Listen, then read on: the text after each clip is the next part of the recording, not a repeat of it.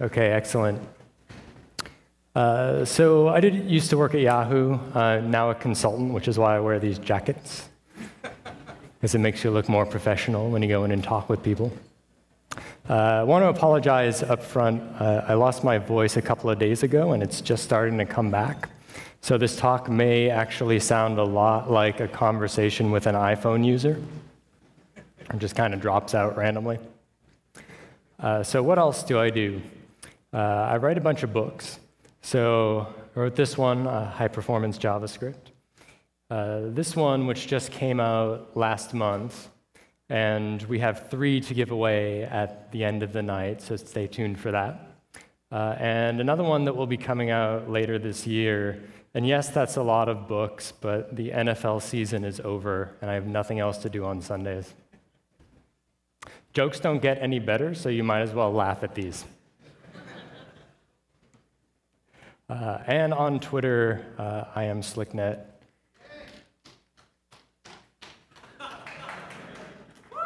Thank you. So before I get started with progressive enhancement, I want to talk a little bit about the history of web development, so where we came from leading to where we are today. In the beginning, there was Mosaic. How many people have used Mosaic? Wow, that's a lot of people. Way more than I expected. That's great. So Mosaic was the first web browser created at the University of Illinois, where they have this great plaque. It says web browser. It's great. This is like the only plaque that just has a regular noun at the top. I don't think that there's any that's like telephone or television, but for web browser, we have it. And this is what Mosaic looked like. Yeah, very pretty. But this is what the web looked like at the beginning. Everything was a gray background, black text, blue links, and if you were lucky, a few images thrown in for good measure. And then came Netscape. Pretty much the same. We still had these gray pages with black text and blue links. Netscape 2, same thing. Right, the big change there is we got the cool logo in the corner, right, which actually began the animated GIF throbber thing that browsers do all the time now. So thank you, Netscape. And then Netscape 3. So this is where things started to get interesting, because you start to see the beginning of page layout, right? How do you think that was laid out? Tables, damn straight. We have different size fonts, but the really interesting thing about Netscape 3 is that you could add color to your page. So all of a sudden, the web went from being a gray background on every single page to where you were now able to choose a different background, which could be a color, a background image. You could change the text color as well. It was very exciting. And so you started to see these appear everywhere, these little buttons, best viewed in Netscape. And that's because that was the only browser that supported color. And that gave us awesome web pages like this. Right? Best viewed in Netscape, right there. It says it. Although I would argue there's no best way to view this, but. Then came Internet Explorer. Right, this is IE2. Anybody ever use IE2? Yeah, wow, a bunch of people too. Very much like Mosaic and Netscape 2, right, until we got to IE3, which had color. And you know what quickly followed after that, which was these buttons showing up everywhere. Right, best viewed in Internet Explorer. Like, okay. So now developers started to say, we have 2 browsers that have similar capabilities. Well, I'm going to make my page so that it's best viewed in both. Right? And that awesome page that we saw earlier is also best viewed in Internet Explorer. Because that little button is actually an animated GIF that rotates between Netscape and IE. Yeah, it's just a screenshot, so you don't get to really see the awesome of it. So this was very frustrating to Tim Berners-Lee because this was not what the internet was supposed to be about. The whole idea was you write a document anywhere, and then you can access it from anywhere. And yet all of a sudden, we had all these little buttons popping up saying best viewed with this browser or best viewed with that browser. Right? Ended up being a pain. And so we entered the graceful degradation phase of web development. So graceful degradation comes from physical products.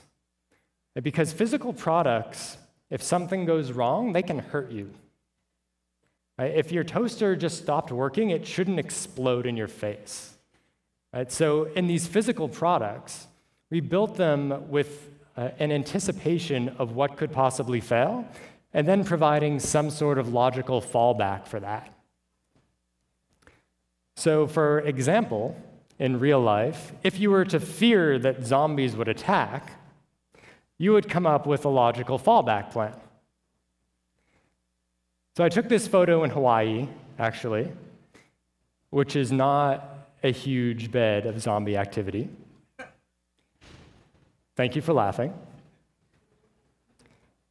Seriously, if you look at any zombie movies, they don't take place in Hawaii. But the fact of the matter is, you have to be prepared just in case. So this bunker is property of Bree if zombies attack. There's a really good article written by Peter Paul Koch, you may have heard of, founder of Quirks Mode, down on Digital Web Magazine. And this is all about graceful degradation. It's 10 years old now, but it's kind of nice to go back and read through. And he talks about the decisions that he went through with deciding whether he should support Netscape or not. And it's really great to go back and read these old articles to see just how far we've come in web development. So NoScript is a good example of graceful degradation. It's you're planning for something specifically not working and then giving a fallback. Right, so this is graceful degradation. It would not be cool to just show a blank page. But if you tell people that you're showing them a blank page because their browser can't do something, that's okay. That's graceful degradation. And of course, we're all very familiar with this now, thanks to Apple. Right? Graceful degradation. Your browser doesn't support Flash? I'm just going to tell you it doesn't support Flash, and it sucks to be you right now.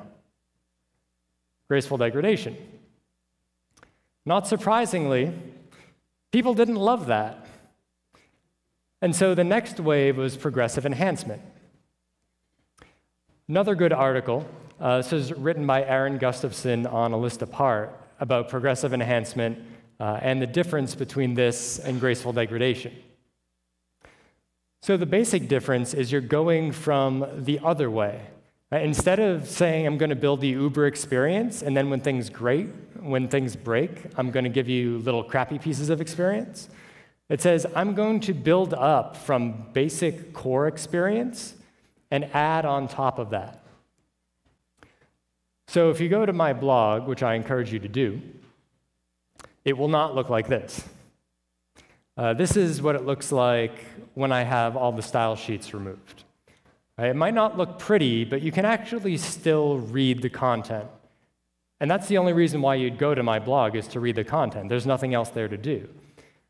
So I start with that, and then layer on the CSS on top of that.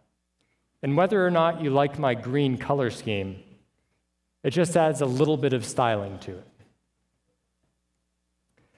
And so the article had a really great diagram, which I've stolen and pasted right here for you, of a peanut M&M, where if you want to build a peanut M&M, you don't start with the candy shell, right? Right? Okay. You start with the peanut, and then you cover it with chocolate, and then you cover that with the candy shell. This is analogous to how you build your website. So you start with the core.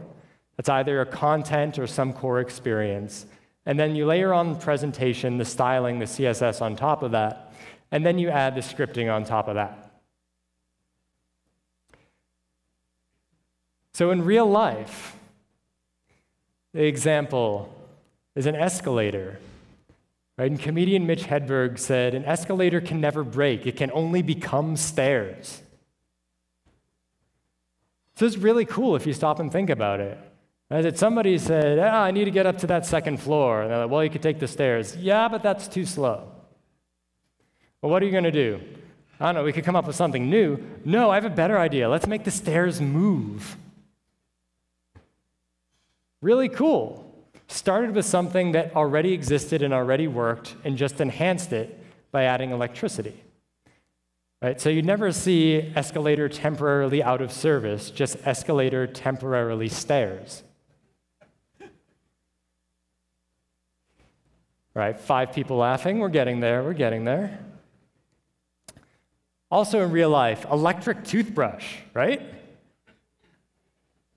If you don't have batteries in there, it's a toothbrush. You put batteries in, it's an electric toothbrush. Progressive enhancement. No need to applaud for any of these, by the way. So what does this stack look like? You start with your content, you lay your presentation on top of that, and you lay your behavior on top of that. And what I'm noticing that's very interesting about this presentation, because it's the first time I've given it on this computer, is all my animations are going automatically, which does wonders for your timing. It's great. Hope I don't have any timing-based jokes. That's going to be horrible. But these all map to the technologies that we know and love of HTML, CSS, and JavaScript. And so the old Yahoo graded browser support was based on this idea of progressive enhancement. Right? So for A-grade browsers, you give all the layers, right? Everything that your site is capable of doing. And for C-grade, you just strip off those top 2 layers and just keep it with HTML. Right? And that's what I like to call progressive enhancement 1.0. So that was really designed for the era where we were dealing with 2 browsers. The IE and Netscape. Of course, today we have a lot more. And this is just a small subset. And because of that, now we're having some problems that we never really dealt with before. So development takes too long. I'm always amazed at just how long it takes to do simple things these days. And if you ask your managers, I'm sure that they're pretty shocked too. Like, oh, it's just a button. What the hell? What's taking so long? Right? There's a lot of bugs. And how many people spend most of their day fighting bugs? Yeah? A lot of people. I know I do. Does this picture creep out anybody else? I'm just curious. Yeah? Okay. That's just me. I mean, I picked the picture, but it just really creeps me out. And our pages are slow. Right? Everybody's talking about performance. I even wrote a book about it. There's a conference about it. Everybody's concerned about performance, and yet we have all these fast computers and fast internet connections, and we're still complaining that things are slow. And that all leads to a horrible user experience. Nothing for Dr. Horrible, okay. So why is this happening? So this is the, no, okay, oh, you're gonna laugh at this? This is what you're gonna laugh at, really? No, so this is a cop-out excuse, okay? It's not Internet Explorer's fault. It's actually our fault. We got confused. And the reason why we got confused is because we were dealing with a new technology. This happens whenever new technologies come out.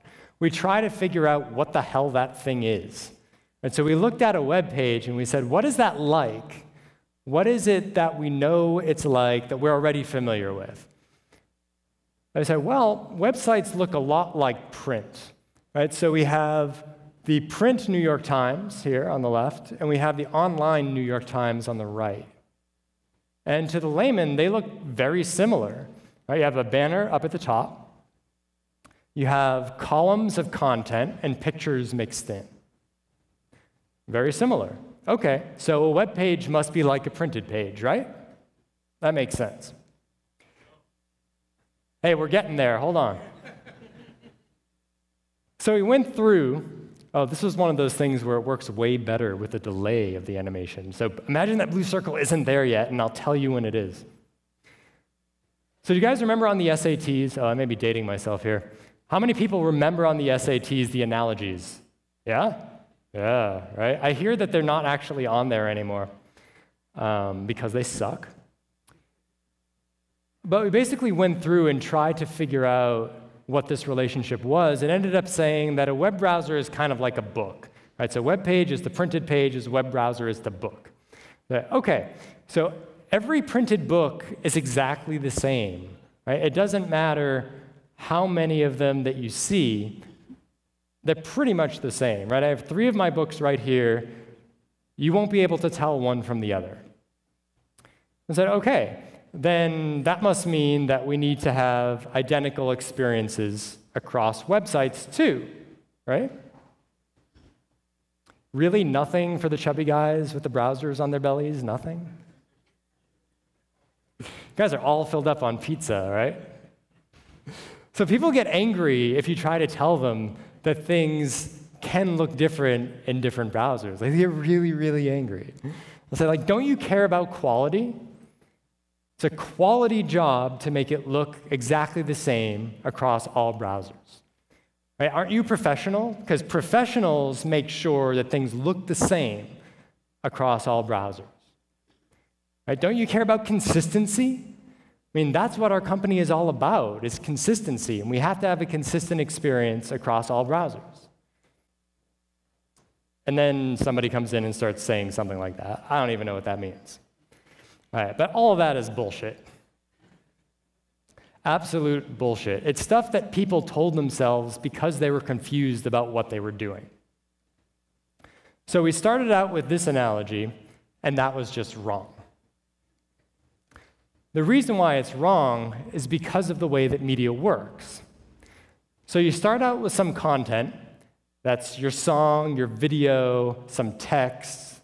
And then you have some consumption device, right? Something that allows you to consume that content and enjoy it, and that's ultimately what leads to happy users, right? And so for most of civilization, we've had the written word. And that means for most of civilization, our content was actually the same as our consumption device. It's the same thing. And for most of time, that's how we thought about it. That's why conquering armies would come into towns and burn books, because once the books are gone, the content was also gone.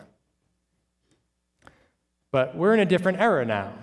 So we have content, which is a web page that lives completely separate from a consumption device.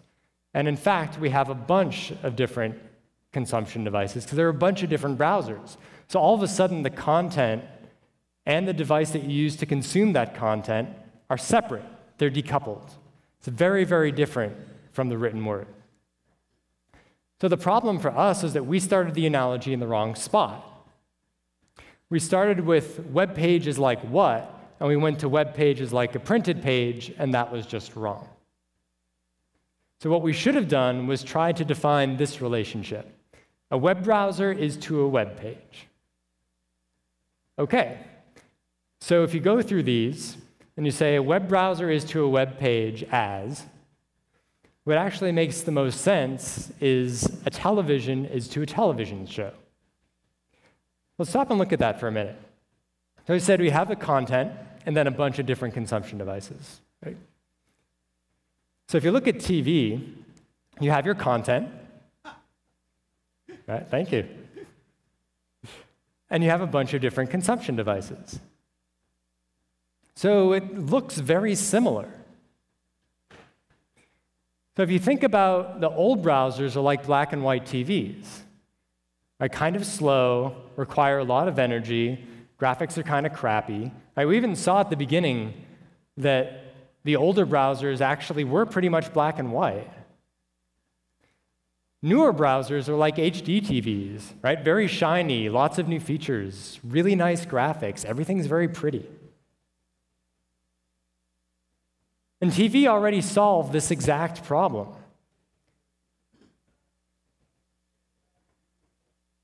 nobody kept saying, oh, you know what? We have people on black and white TVs that aren't going to be able to enjoy that, so, you know, maybe we should just give everybody that same experience, right? That would have been insane. It was like, well, why are you doing that? Why do we even bother coming out with color TVs if you're just going to be feeding me a black and white signal? That doesn't make any sense. And yet with web development, we've been doing that. We've been going for the lowest common denominator just to make sure it works the same across all browsers. It doesn't make any sense.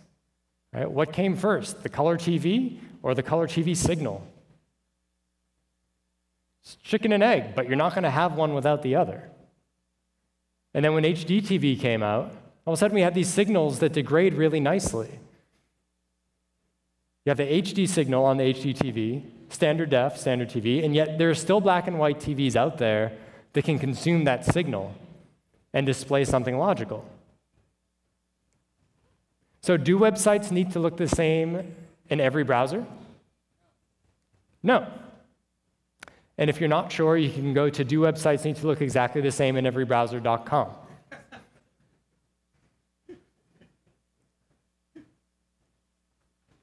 That's an actual site. This is a screenshot of that actual site. Does it look the same on every browser? It does not look the same in every browser. Your site should look different in different browsers. I think about the HD TV. When I went out and bought my $1,000 HD TV, which is awesome, by the way, 42 inches, LED. If I had plugged that in and I got the exact same experience as my old CRT, I would have been really pissed. Why did I bother spending all this money? Right? Give your users an incentive to upgrade. This is exactly what we've been complaining about with browser users forever. They don't upgrade. Well, why would they upgrade if things always look the same? They wouldn't. It's a lot of trouble. So if this was Progressive Enhancement 1.0, Progressive Enhancement 2.0 looks a little bit different. So it starts with HTML as the base. We add a little bit of CSS and some JavaScript. But now the CSS and the JavaScript are siblings, right? Because you can have HTML with just JavaScript and no CSS. You can also have HTML with CSS and no JavaScript. And when you think about things this way, you're able to start adding on additional layers in both stacks. Right? And this goes on forever. It goes on to infinity. You can just keep adding more and more features on top.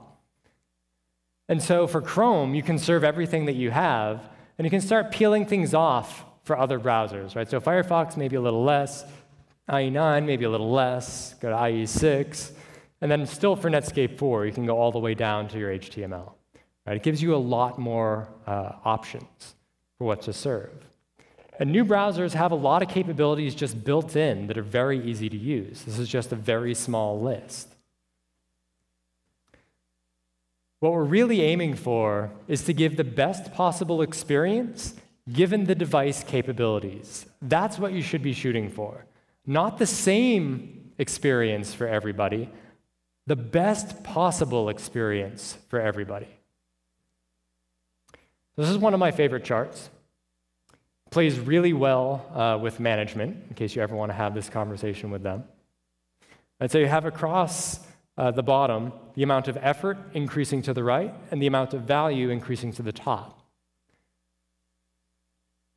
So we spend a lot of our time kind of in these two little blue areas, right, where there's low effort, low value activity. So like, okay, yeah, I'll go in and make something red or make something blue, and it's very quick and easy. And it provides a little bit of value, right? And then there are ones in the upper right here, which is like, it's going to take a lot of effort, but it's really, really important. It's going to provide a lot of value to us. And then we have this area over here, the red area, which is a ton of effort, very little value. This is where things live like rounded corners without CSS. Cross-frame communication in IE6. That's where all of those live, right there. As opposed to the green square, which is very little effort and high value, which is what newer browsers give you. There are all these new JavaScript APIs that make it very, very simple to do things that you used to need hundreds of lines of code to accomplish before. So you can spend a lot more time in that green area if management lets you. So I want to share a little story with you. This is from a couple of years ago now. But what I did was I went through on a project that I was on and looked at the browser market share at the time. So we had IE6 with 11% and IE7 with 8%. And this is a couple of years ago. It's lower now. And others, 81%. Right, so there's basically 19% for these old browsers that we all kind of complain about. And then I went and looked to see how much development time we were spending on those browsers. And it turned out we were spending 40% of our time on IE6 and IE7, mostly with bug fixes, right, and trying to figure out workarounds. How are we going to get this to work in IE6 and IE7? So 40% of our time spent on 19% of the audience. That's not a pretty picture, especially when that 19% of the audience isn't growing, it's shrinking. That doesn't make sense. What's great is when you show pie charts like this, it makes inane things seem to make more sense. You show this to management, it makes sense. I show you this one, it makes sense. Okay, take a minute, read. Okay, all right, see. Okay? Okay. So here's my proposal to you. Let's do all these rounded corners, drop shadows, and gradients only with CSS. No more images for this. I get really annoyed when I think that there are people sitting with a really souped-up Mac and Adobe Photoshop creating pixel-perfect little rounded corners and gradients. Right? We have human beings creating gradients and cutting them up and slicing them up and then putting them up on some CDN, and then engineers coming in and taking them and measuring them and figuring out where they are and putting them into CSS. What a colossal waste of time. We're in 2012, people. We don't need to manually create gradients anymore. Right? We almost have cars that can drive themselves, and we still have people creating gradients by hand. It's insane. And let's do our advanced scripting and behavior only with native APIs, and they're available. So you want to do cross-iframe communication? Let's just do it in browsers that support that by default, and the other ones, we can scale that out. Right? Spend more time in the awesome area of that chart. Because basically, trying to make old browsers do things they were never meant to do is the reason that we're having so many problems now. It's the reason why development takes too long. Right? If I could have cut out that 40% development time, we would have got a lot more stuff done faster. You'll have fewer bugs, and you'll have faster pages. Now, older browsers usually need a lot more code to do the exact same thing as newer browsers. Right, so this is another example. This was an element from a page I was working on that had the trifecta, rounded corners, drop shadow, gradients. Right, and this was all using images, all like little sliced up, like we all hate to do. And that was about 1.4K.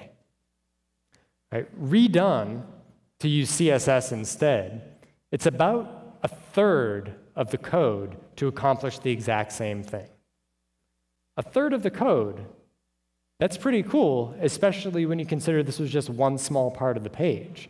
You start to apply it to the rest of the page, those bytes really start to add up. Less code will always be faster. And that means that you're actually giving older browsers a better experience when you serve them less code, because they can't handle as much. It's generally just slower. So you give them less code, it goes faster, it's a better experience. So won't people notice? They'll ask me this all the time. Well, if I do that, won't people notice?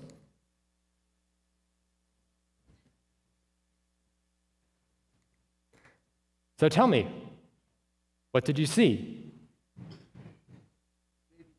A baby. Yeah, yell it out, come on. Crying baby. What else? Red. What? Somebody holding the baby. What was it? Blonde baby. Good zipper. What was that? No rounded corners. Excellent. Even on the baby's head? Yeah. Anything else you noticed? All right, well, let's take another look. So we have a crying baby, blonde. Good call. Someone holding it. There's a little zipper there, it looks like, yeah. Where are your rounded corners? Where are they? Yeah. Well, so does anything jump out at you now that you're seeing this again? Are you noticing more? Yeah? Well, that's great, because this isn't what I showed you before. This is what I showed you. Oh, there's a little shadow there, yeah. And there's a little gradient in the background, the little rounded corners around the edge, right?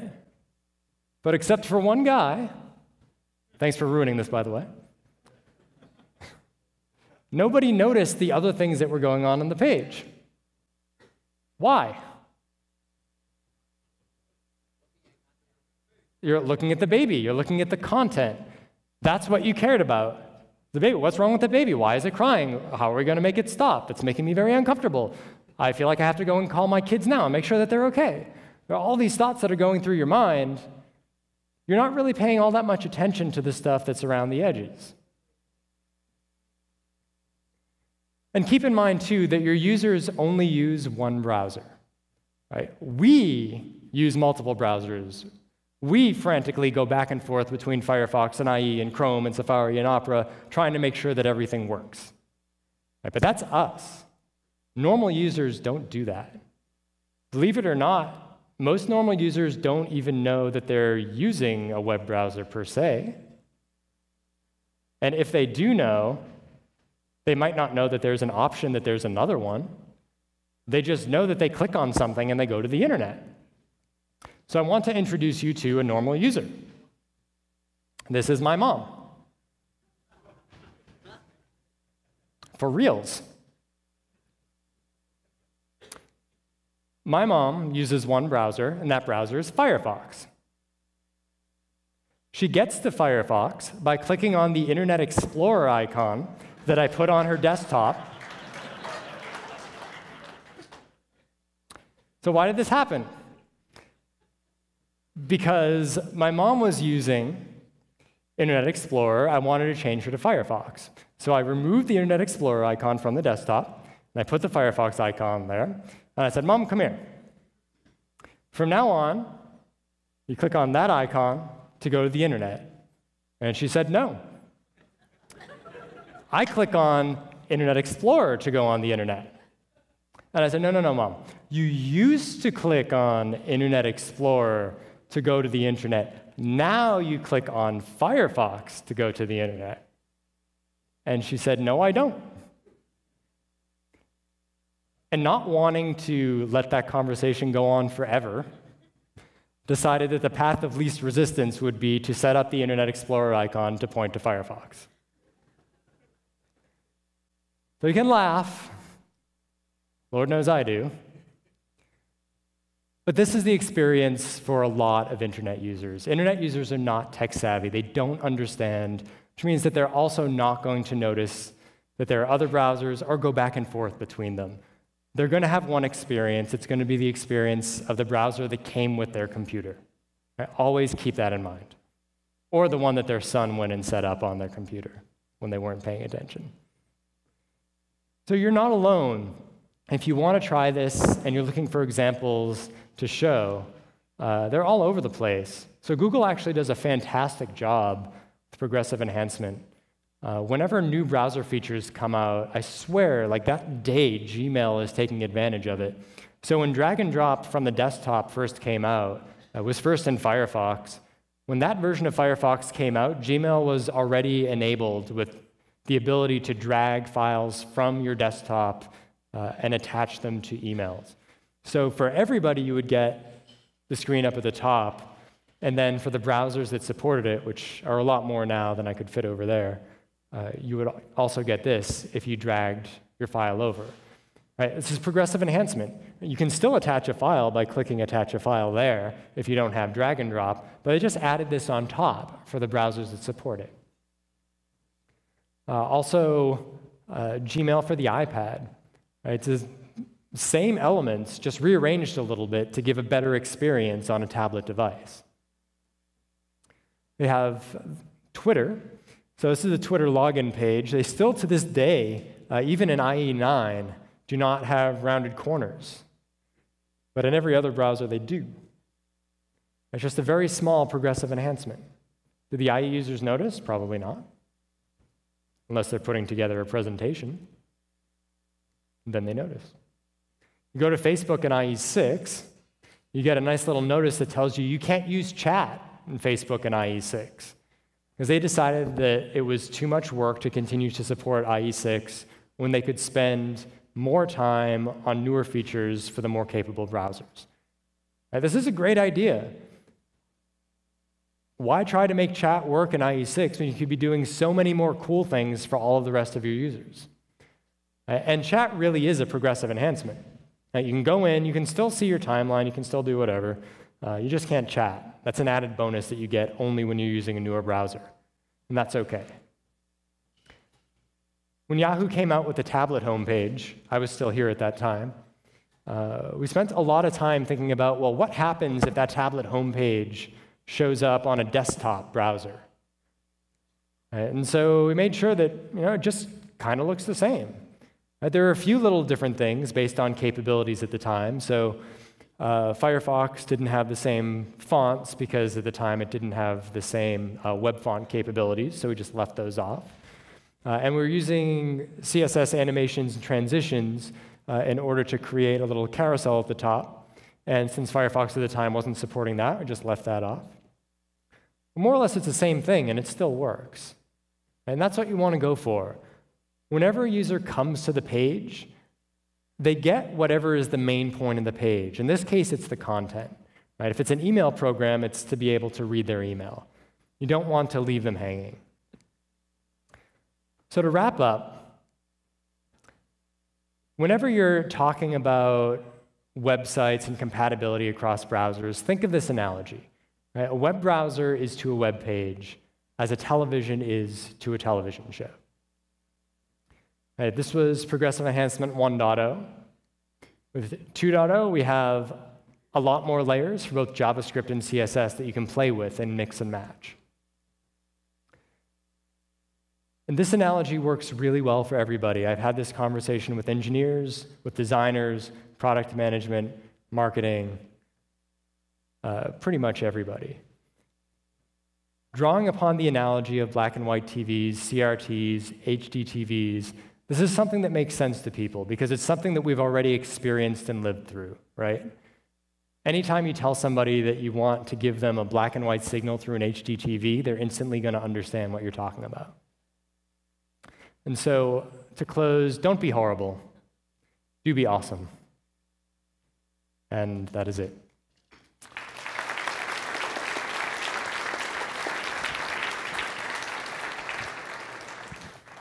If there are any questions for Nicholas, can you guys actually come up to the front and we'll have the microphone right here? Looks very strange from this point of view. I just wanted to throw that out there. One thing I've noticed is that a lot of times we're developing stuff that isn't really based on the notion of a document, but we're developing stuff that's really based more on the notion that it's an application and it's JavaScript driven. There's the assumption that JavaScript's there. I mean, when you gave the example of the Facebook page with chat, and you said, well, chat's just progressive enhancement. Unfortunately, it seems like a lot of the stuff we work on is all about the chat. And I was wondering if you could comment on that. Yeah, that's actually a very good point. There is an analogy to web applications. So yeah, for websites, content is key. For web applications, there's usually one or two core features that are your value proposition. They are the thing that you are good at, and that's why people use your product. Right? If you're eBay, that's bidding on stuff and seeing stuff and posting stuff. If it's Facebook, it's mostly about status updates, photos, etc. If you look at like Gmail, Yahoo Mail, it's to go and read your email and send your email, right? All of these things are possible without JavaScript completely. The assumption that JavaScript is going to be there, I know a lot of people love to make that, but there's actually a large amount of the internet population that for one reason or another can't run JavaScript. In fact, when I was here at Yahoo, I did some research and found that there was about 3% of our US users that didn't have JavaScript running. For what reason, we don't know, but they just didn't. And 3% doesn't seem like it's that big of a deal, except when you consider that the amount of traffic that Yahoo gets is hundreds of millions. And so 3% actually ends up being several million people that, if something is completely reliant on JavaScript, they just can't use. And of course, it's completely up to you to say, hey, you know, for those people, we're just going to say sorry, and we're going to go the graceful degradation route, and we're going to say, in order to use this, you need to have a browser that supports JavaScript. That's not the way I like to build things. So it's not the way that I have built things. I built web applications as well as content sites. And I always start out with the kind of plain old form submission way of doing things and then add JavaScript on top. Does it take a little more time? Yeah, it does. But the great thing is that if your JavaScript happens to break for some reason, people can still use the site. And this was another thing that I've found from time to time, is that there is a fairly consistent failure rate of CDNs delivering content out. So for some percentage of time, and it varies depending on the CDN, and actually web services happens too for some reason, your JavaScript just doesn't get there for some percentage of users. And we don't know why. It gets lost in the ether somewhere. And for those people, they actually can use JavaScript, but for some reason, your JavaScript isn't getting there. Or it's getting there mangled or garbled or broken or something. And then they're kind of stuck. And I can tell you that I've actually seen happy tweets from people where they said, oh, for some reason, this site wouldn't load the JavaScript, but I could still use it anyways. And they were very, very excited about it. So all that being said, JavaScript-only applications are not my favorite. I think doing that, you tend to paint yourselves into a very dangerous corner where you're always going to be stuck, where any little JavaScript error means that the user interface breaks. And that makes me very uncomfortable. It does take a little bit of extra time, but I think that the payoff is well worth it. And by the way, I'm not even talking about like canvas-based games that are only JavaScript. I have no answer for that. I hope that answered your question. And if not, email me. Yeah, I was just wondering about initializer and HTML5 boilerplate, if you're familiar with those and recommend those, or see any drawbacks to using them? What was the first one? Like initializer, it's just an open source project. People basically put a bunch of the browser hacks and stuff to make it degrade well and stuff like that. I'm not familiar with initializer. HTML5 boilerplate, I am. Yeah, it's the same. It's the same two guys working. Same stuff. It's not modernizer. Yeah, initializer is modernizer, HTML5 boilerplate, and they have a couple like. Excellent. Okay, that makes sense. Yeah, those are all great tools to help get you up and running. And I think it is super awesome to start out with something that we know actually works well and build on top of that rather than recreating from scratch every time. Yeah, go ahead. In what stage do you think the progressive enhancement is in? It's just beginning, and is there any frameworks you suggest it fits in this category? And are you gonna do something to push this movement? So the first part of the question was it how far along is progressive enhancement? Yeah, 2.0. Yeah. Oh, 2.0. So that's just a term I made up. That's not a real thing. But progressive enhancement is getting a lot of attention lately. Aaron Gustafson, who wrote that article that I showed you earlier, actually just wrote a really good book on progressive enhancement as well. And if you've heard about things like mobile first, right? Responsive design. All of these have aspects of progressive enhancement in them. They're all about giving the best experience to the user based on the capabilities of the device. So I think there was kind of a curve of progressive enhancement that's starting to ramp up now, especially as people are trying to tackle these problems of the desktop and the tablet and the mobile, and how do you get things that work across all of those, or do you?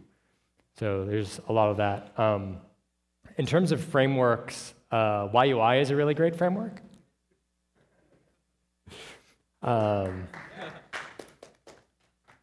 You're welcome. And I say that not joking at all, actually. I was a fan of YUI before I started working at Yahoo. I've been a fan ever since. And part of that is because YUI does embrace progressive enhancement. You can have stuff in your page and then annotate it a certain way and get YUI widgets popping up and bringing things to life. So I think that they have really great infrastructure for that. jQuery UI also does a really nice job with progressive enhancement. And both do a really nice job with progressive enhancement in terms of accessibility as well. So you're not just throwing a tab list on a page, but you're making sure that it's actually accessible for everybody. Yep. Hi, Nicholas. Basically, my question would be similar to the second person, which is how does the polyfill fit into your progress enhancement? Like there are two kinds of polyfill, right? One is like modernizer, try to make the all browser act like a modern browser. The other one is conditional loader. So does that mean that if we use those polyfill, we automatically embrace the progressive enhancement? Yeah, polyfills are an interesting thing. I'm not a huge fan, but given that they're out there, usually say that it's better to use somebody else's polyfill than to try and stop and make your own, because that takes way too much time. But the polyfills, I think generally, you have to be careful of. Sometimes they're adding capabilities that, like I say, the browser was never actually meant to have. So like every cross-iframe thing for IE6 is a horrific hack, because that's the only way that you can get it to work. And I personally prefer to use things that are facades instead. So this is like the approach that libraries like YUI and jQuery take, which is basically that they try to give the capabilities that are available natively, but with a different wrapper so that you're not trying to access the native API. And I think that's better for a couple of reasons, but the most important reason is that native APIs are usually buggy in strange ways. Okay. And so if you add a polyfill into the mix, then you have a buggy native API in one browser, a buggy native API in another browser, and then a polyfill that's trying to copy one or the other and probably isn't aware of all of the bugs. So then you have 3 sets of bugs that you have to deal with, okay, as opposed to creating like a wrapper around it. That is able to say, okay, I know that there's a quirk here and I know that there's a quirk there, and just try to sort of smooth those over for you. So that means it's better to use a conditional loader, right? Conditional based on the browser capability. Yeah, so conditional loaders are actually really cool. The place, because I know you asked it in the context of polyfills, and so sometimes conditional loaders are basically, if this isn't implemented natively, then I'm going to load this thing in and polyfill it, which is okay, but I still prefer if I'm going to give a facade, and then if the thing isn't there natively, then I'll sort of implement something underneath that isn't exactly a polyfill for it, but will accomplish the same thing. All right, thanks. Sure. Last question. For your mom, when you made Internet Explorer... Wait, you're talking about my mom? This question. That's not, I don't know if that's cool. When you made Internet Explorer logo point to Firefox, why didn't you point to Chrome? Why didn't it point to Chrome? Good question. So actually, when I did that, Chrome didn't exist. Oh, it was long back. Ah, gotcha. Serves you right for talking about my mom. Yeah, that's it. Okay, if nobody has any other questions, thanks. You can feel free to contact me if you think of things afterwards. And stick around for Doug and books.